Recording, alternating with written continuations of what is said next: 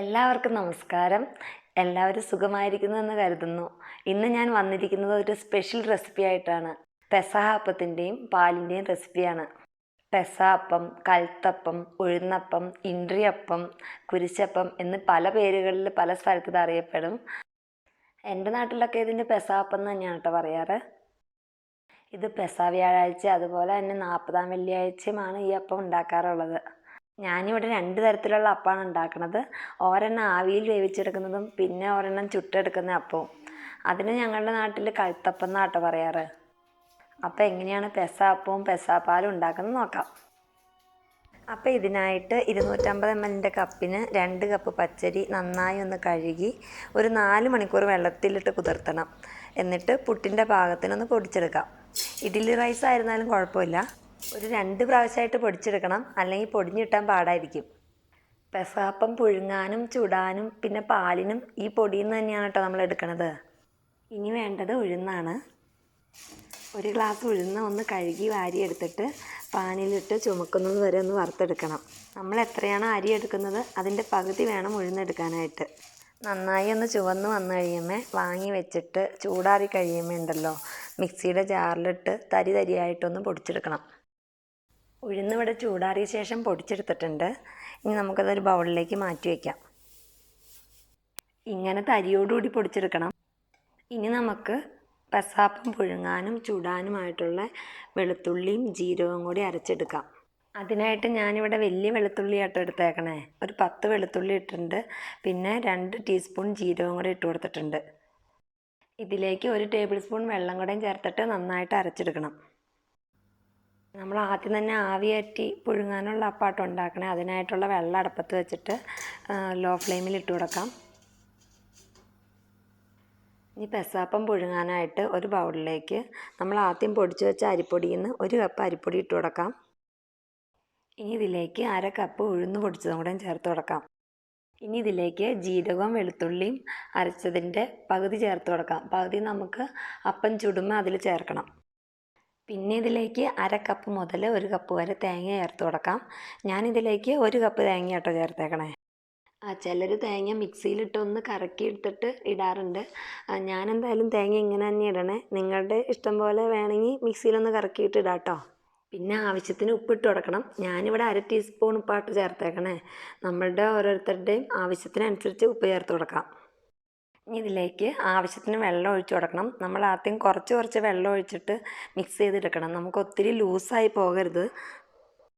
ഇനി കുറച്ച് വെള്ളം ഒഴിച്ച് എല്ലാം കൂടെ ഒന്ന് മിക്സ് ചെയ്തെടുക്കാം. ഒത്തിരി വെള്ളം ഒഴിക്കരുത്. ചെറുതായിട്ട് കുഴഞ്ഞൊരു പരുവത്തിലാണ് കിട്ടേണ്ടത്.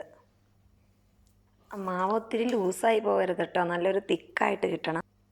ഇപ്പം ഞാൻ ഉപ്പ് നോക്കിയപ്പോൾ എനിക്ക് പാകത്തിന് ഉപ്പുണ്ട്.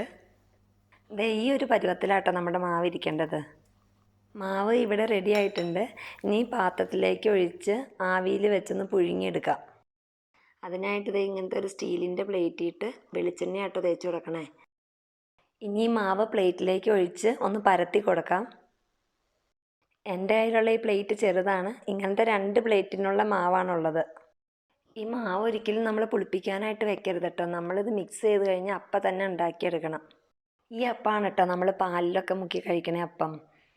നമ്മൾ പെസഹ വ്യാഴാഴ്ച സന്ധ്യാപ്രാർത്ഥനയൊക്കെ കഴിഞ്ഞിട്ട് വീട്ടിലെ മുതിർന്ന ആൾ ഈ അപ്പം ഓരോ പീസ് മുറിച്ചിട്ട് പാലിൽ മുക്കി നമുക്ക് ഓരോരുത്തർക്ക് തരും. ഇനി ആവി കയറ്റാനായിട്ട് അടുപ്പത്തേക്ക് വെക്കാം. വെള്ളം ഇവിടെ നന്നായിട്ട് തിളച്ച് വന്നിട്ടുണ്ട്. ഇനി മൂടി വെച്ചിട്ട് മീഡിയം ഫ്ലെയിമിൽ ഇട്ട് കൊടുക്കാം. ഇപ്പോൾ ഒരു 30 മിനിറ്റ് കഴിഞ്ഞിട്ടുണ്ട്. നമുക്ക് ഇതൊന്ന് വെന്തോന്ന് നോക്കാം. ഞാനിത് ഇവിടെ ഒരു സ്ക്വയർ വെച്ച് കുത്തി നോക്കിയിട്ടുണ്ട് കേട്ടോ. അപ്പോൾ കറക്റ്റ് പാകത്തിന് വെന്തിട്ടുണ്ട്. ഇനി നമുക്കിത് വാങ്ങി വയ്ക്കാം. എന്നിട്ട് അടുത്ത അപ്പം കൂടെ പുഴുങ്ങിയെടുക്കണം. ഇനി നമുക്ക് അപ്പം ചുട്ടെടുക്കാനുള്ള കാര്യങ്ങൾ ചെയ്യാം. അതിന് കൽത്തപ്പം അല്ലെങ്കിൽ ഓട്ടട എന്നൊക്കെ പറയും കേട്ടോ നമ്മുടെ നാട്ടിൽ. ഈ വെളിച്ചെണ്ണയിൽ തേങ്ങാക്കൊത്ത് ചുവന്നുള്ളി ഒക്കെ വറുത്ത് കോരാനായിട്ടാണ്. അപ്പം നല്ലോണം തന്നെ വെളിച്ചെണ്ണ ഒഴിക്കണം. നമുക്ക് ഈ എണ്ണ അപ്പം ചുടണ സമയത്ത് ഒഴിച്ചു കൊടുക്കാനുള്ളതാണ്. എണ്ണ ചൂടായി വന്നിട്ടുണ്ട്. ഒരു മീഡിയം ഫ്ലെയിമിലാട്ടോ ഇട്ടേക്കണേ. നമുക്ക് തേങ്ങാക്കൊത്ത് ഇട്ട് കൊടുക്കാം. ഞാനിവിടെ ഒരു അരമുറി തേങ്ങാക്കൊത്താണ് ഇട്ട് കൊടുത്തേക്കണേ. ഇങ്ങനെ തീരെ ചെറുതായിട്ട് കനം കുറച്ച് അരിഞ്ഞിട്ട് ചേർത്ത് കൊടുക്കാം. കപ്പളവ് പറയുകയാണെങ്കിൽ 1/2 കപ്പോളം കാണും. തേങ്ങാക്കൊത്ത് ഒരു ഗോൾഡൻ ബ്രൗൺ കളർ ആവണ വരെ വറുത്തെടുക്കാം. തേങ്ങാക്കൊത്ത് ഇവിടെ പാകത്തിന് ആയി വന്നിട്ടുണ്ട്. ഇനി നമുക്കിത് കോരിയെടുക്കാം. അതിൽ നിന്ന് ഇനി എണ്ണയിലേക്ക് ചുവന്നുള്ളി ചെറുതായിട്ട് വട്ടത്തിൽ അരിഞ്ഞത് ഇട്ട് കൊടുക്കാം. ചുവന്നുള്ളിയൊക്കെ നന്നായിട്ട് തന്നെ വേണം കേട്ടോ. ഞാനിവിടെ ഇപ്പോൾ ഒരു 20 ചുവന്നുള്ളി എടുത്തിട്ടുണ്ട്. എന്നിട്ട് അതും ഒരു ഗോൾഡൻ ബ്രൗൺ കളർ ആവണ വരെ വറുത്തിട്ട് കോരിയെടുക്കാം. ഇതിലേക്ക് ഒരു കഷ്ണം ഇഞ്ചി തീരെ പൊടിയായിട്ട് അരിഞ്ഞത് ചേർത്ത് കൊടുക്കാം. ഇത് 2 ടേബിൾ സ്പൂണോളം ഉണ്ട്. ഇനി കുറച്ച് കറിവേപ്പില ഇട്ട് കൊടുക്കാം. ഞാനിവിടെ ഒരു 5 തണ്ട് കറിവേപ്പില ഇട്ട് കൊടുത്തിട്ടുണ്ട്. പിന്നെ ഇതിലേക്ക് 2 പച്ചമുളക് ചേർത്ത് കൊടുക്കണേ. വട്ടത്തിൽ ഇങ്ങനെ ചെറുതായിട്ട് അരിഞ്ഞിട്ട് ചേർത്ത് കൊടുക്കാം. പച്ചമുളകിന് പകരം വേണമെങ്കിൽ വറ്റൽമുളകും ചേർത്ത് കൊടുക്കാം. ഇത് മൂന്നും കൂടെ ഒരുമിച്ചിട്ട് ഒന്ന് വറുത്തെടുക്കണം. പാകത്തിനായി വന്നിട്ടുണ്ട്. ഇനി കോരി മാറ്റാം. ഇനി നമുക്ക് വലിയൊരു പാത്രത്തിലേക്ക് 3 ടേബിൾ സ്പൂൺ പൊടി മാറ്റി വെച്ചിട്ട് ബാക്കിയുള്ള അരിപ്പൊടി ചേർത്ത് കൊടുക്കാം. ആ അരിപ്പൊടി നമുക്ക് പാലിന് വേണ്ടിയിട്ടുള്ളതാണ്. പിന്നെ ബാക്കിയുള്ള ഉഴുന്നും ചേർത്ത് കൊടുക്കാം. 1 കപ്പ് പൊടിയുണ്ട് ഇത്. ഇതിലേക്ക് ഒരു വലിയ തേങ്ങ ചിരകിയതായിട്ട് ചേർത്ത് കൊടുക്കണേ. അത് അളവ് പറയുകയാണെങ്കിൽ 2 കപ്പോളം ഉണ്ടാവും. ഇതിലേക്ക് വറുത്ത് വെച്ചിരിക്കുന്ന 20 ചുവന്നുള്ളിയും 1/2 കപ്പ് തേങ്ങാക്കൊത്തും ആദ്യം നമ്മൾ ഇഞ്ചിയും വെളുത്തുള്ളിയുടെ പേസ്റ്റ് അരച്ചില്ലേ അതിൻ്റെ ആ പകുതിയും കറിവേപ്പിലയും ഇഞ്ചിയും പച്ചമുളകും എല്ലാം മിക്സും കൂടെ ഇട്ടിട്ട് പാകത്തിന് ഉപ്പും കൂടെ ഇട്ട് കൊടുക്കണം. എന്നിട്ട് കുറേശ്ശെ വെള്ളം ഒഴിച്ച് നന്നായിട്ടൊന്ന് യോജിപ്പിച്ചെടുക്കണം. ഈ അപ്പം നമ്മുടെ നാട്ടിലൊക്കെ ഉണ്ടാക്കണ അടുപ്പിൽ ഉരുളി വെച്ചിട്ട് അതിൻ്റെ അകത്താണ്. നമ്മൾ ആദ്യം അടുപ്പ് കത്തിച്ച് ഉരുളി വെച്ചിട്ട് അതിൻ്റെ അകത്ത് വെളിച്ചെണ്ണ ഒഴിക്കും. നമ്മൾ തേങ്ങാക്കൊത്തും ചുവന്നുള്ളിയൊക്കെ വറുത്ത വെളിച്ചെണ്ണയില്ലേ അത് ഒഴിച്ചു കൊടുക്കും കുറച്ച്. എന്നിട്ട് അപ്പത്തിൻ്റെ മാവ് കോരി ഒഴിച്ചിട്ട് കുറച്ച് വലുതായിട്ട് തന്നെ പരത്തും. അതിൻ്റെ മുകളിൽ എന്നിട്ട് ഒരു കലം വെക്കും. ഓട്ടുകലം അല്ലെങ്കിൽ വറകലം, ഞങ്ങളുടെ അവിടെയൊക്കെ വറകലം എന്നാട്ടോ പറയണേ. വറകലം വെക്കും. ഒരു മണ്ണിൻ്റെ കലാണത്. അതിൻ്റെ അകത്ത് തീക്കനലിട്ട് കൊടുക്കും. അപ്പോൾ അടിയിൽ നിന്നും മുകളിൽ നിന്നും ഒരുപോണം തീ കിട്ടിയത് വെന്ത് കിട്ടും. ഈ ഒരു കൺസിസ്റ്റൻസിയിലാട്ടോ നമുക്ക് മാവ് കിട്ടേണ്ടത്. ഇതിലിപ്പം ഞാൻ ഒരു 2.25 കപ്പ് വെള്ളം മൊത്തത്തിൽ ഒഴിച്ചു കൊടുത്തിട്ടുണ്ട്. ഇനി ആ അപ്പം ചൂടാനായിട്ട് പാൻ അടുപ്പത്ത് വെച്ചിട്ട് ആ വറുത്തതിൻ്റെ എണ്ണ കുറച്ച് ഒഴിച്ചു കൊടുത്തിട്ട് മാവ് കോരി ഒഴിച്ച് കൊടുക്കാം. എന്നിട്ട് ചെറിയൊരു കട്ടിയിൽ, തീരെ കനം കുറയ്ക്കുകയും ചെയ്യരുത്, ഒത്തിരി കട്ടിയായി പോവുകയും ചെയ്യരുത്. ഒത്തിരി കട്ടിയായി കഴിഞ്ഞ് കഴിഞ്ഞാൽ അകം വെന്ത് കിട്ടില്ല. എന്നിട്ട് ഒന്ന് പരത്തി കൊടുത്തിട്ട് മൂടി വെച്ച് ചെറിയ തീയിലിട്ടിട്ട് വേവിച്ചെടുക്കണം. എന്നിട്ട് ഇടയ്ക്ക് 2 സൈഡിലേക്കും മറച്ചു കൊടുക്കണം. മറച്ചു കൊടുക്കുമ്പോഴും ഇടയ്ക്ക് കുറച്ച് എണ്ണ സൈഡിൽ ഒഴിച്ചു കൊടുത്തുകൊണ്ടിരിക്കണം. ഇടയ്ക്കിടയ്ക്ക് മറച്ചിടണം. അതിൻ്റെ ഒപ്പം തന്നെ എണ്ണ ഒഴിച്ചു കൊടുക്കുകയും ചെയ്യണം. കുറച്ച് ഇത് പോകണം. നമ്മുടെ 2 പുഴുങ്ങിയ അപ്പം ഇവിടെ റെഡി ആയിട്ടുണ്ട്.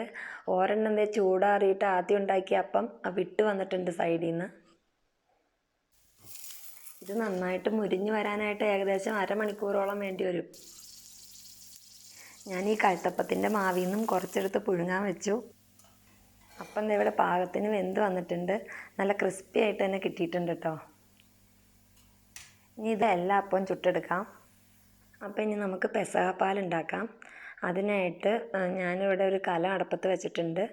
അതിലേക്ക് ഒരു 300 ഗ്രാം ശർക്കര പൊടിച്ച് ചേർത്ത് കൊടുക്കാം. അപ്പോൾ പെട്ടെന്ന് ഉരുകി കിട്ടും. ഈ വലിപ്പത്തിലുള്ള 3 അച്ച് ശർക്കരയാണ് എടുത്തേക്കണേ.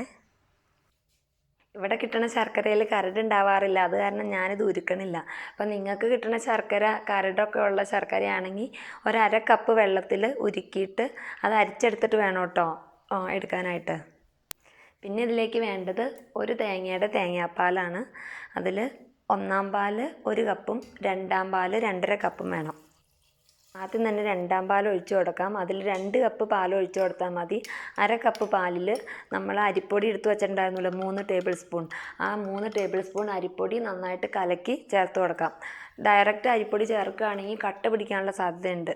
നമ്മൾ ഇതെല്ലാം ചേർത്തിട്ട് നന്നായി ഇളക്കി യോജിപ്പിച്ച ശേഷം മാത്രമാണ് കേട്ടോ ഫ്ലെയിം ഓൺ ചെയ്യണുള്ളൂ. ഇനി ഫ്ലെയിം ഓൺ ചെയ്തിട്ട് ഒരു മീഡിയം ഫ്ലെയിമിലിട്ട് നന്നായിട്ട് ഇളക്കി കൊടുക്കാം. നന്നായി ഇളക്കി കൊടുത്തുകൊണ്ടിരിക്കണം, അല്ലെങ്കിൽ കട്ട പിടിക്കാനുള്ള സാധ്യതയുണ്ട്. നന്നായി തിളച്ച് കഴിയുമ്പോൾ തീ കുറച്ചിട്ടിട്ട് 1-ാം പാൽ ഒഴിച്ചു കൊടുക്കണം. എന്നിട്ട് ഒരു പിഞ്ച് ഉപ്പും കൂടെ ഇട്ട് കൊടുത്തിട്ട് പിന്നെ ഇതിലേക്ക് ഒരു 4 ഏലക്കായും ഒരു കഷ്ണം ചുക്കും കൂടെ പൊടിച്ചിട്ട് ചേർത്ത് കൊടുക്കാം. വേണമെങ്കിൽ ജീരകം കൂടി ചേർത്ത് കൊടുക്കാം. എന്നിട്ട് നന്നായിട്ട് ഇളക്കിയിട്ട് ഫ്ലെയിം ഓഫ് ചെയ്യാം.